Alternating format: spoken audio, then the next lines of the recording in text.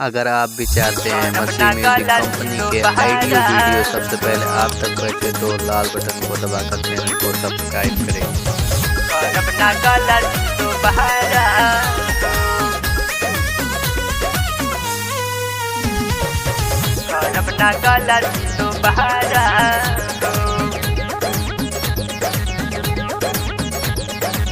Bible बचनिया के सुनह कहानी हिले सरनिया में आइल बानी, सरनिया में आइल बानी। बाइबल बचनिया के सुनह कहानी हिले सरनिया में आइल बानी। तोहरे पे असरा लगवालिए प्रभु जी, बनी हा तू हमारो सहारा हो। तोहरे पे असरा लगवालिए प्रभु जी, बनी हा तू हमारो सहारा हो। पाप क्षमायब कह दिए प्रभु जी, करब ना गलती दोबारा हो। पाप क्षमायब कह दिए प्रभु जी, करब ना गलती दोबारा हो।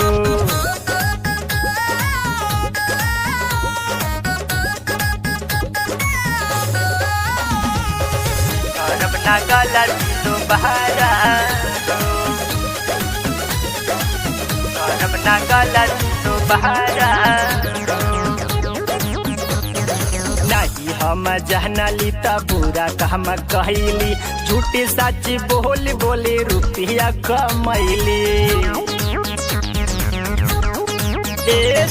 नहीं हम जानली त बुरा काम कैली, झूठी सच बोली रुपया कमैली। बड़ी बड़ा गलती हम कैली यीशु जी, नहावे लगा किनारा हो। बड़ी बड़ा गलती हम कैली यीशु जी, नहावे लगा किनारा हो। पाप क्षमायब कह दिए प्रभु जी, करब ना गलती दोबारा हो। पाप क्षमायब कह दिए प्रभु जी, करब ना गलती दोबारा हो। करब ना गलती दोबारा हो। करब ना गलती दोबारा।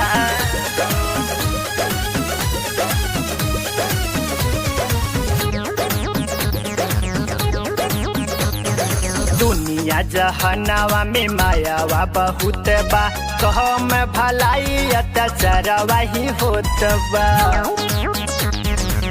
का बुझाइल? दुनिया जहनावा में मायावा बहुत बा, कह में भलाई अत्याचारवा ही होत बा। अखिया के पट्टी तू खोला यीशु जी, फंसी गइल बाड़े बेचारा हो। अखिया के पट्टी तू खोला यीशु जी, फंसी गइल बाड़े बेचारा हो। पाप क्षमायब कह दिए प्रभु जी, करब ना गलती दोबारा हो। पाप क्षमायब कह दिए प्रभु जी, करब ना गलती दोबारा हो। करब ना गलती दोबारा हो।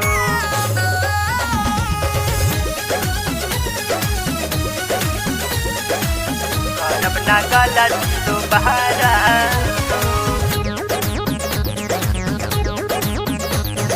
झूठ ही बाड़े कहीं बाना सच्चाई, ईश्वर और चरण में सब सुख पाए।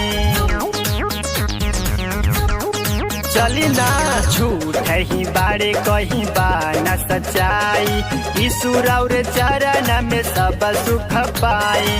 शिवजित कहानी विनोद के यीशु जी, तू ही त बनल सहारा हो। शिवजित कहानी विनोद के यीशु जी, तू ही त बनल सहारा हो। पाप क्षमायब कह दिए प्रभु जी, करब ना गलती दोबारा हो। पाप क्षमायब कह दिए प्रभु जी, करब ना गलती दोबारा हो। ऐसे ही गाने सुनने के लिए हमारे चैनल को सब्सक्राइब करें और बेल आइकन को दबाना ना भूलें। जय मसीह, धन्यवाद।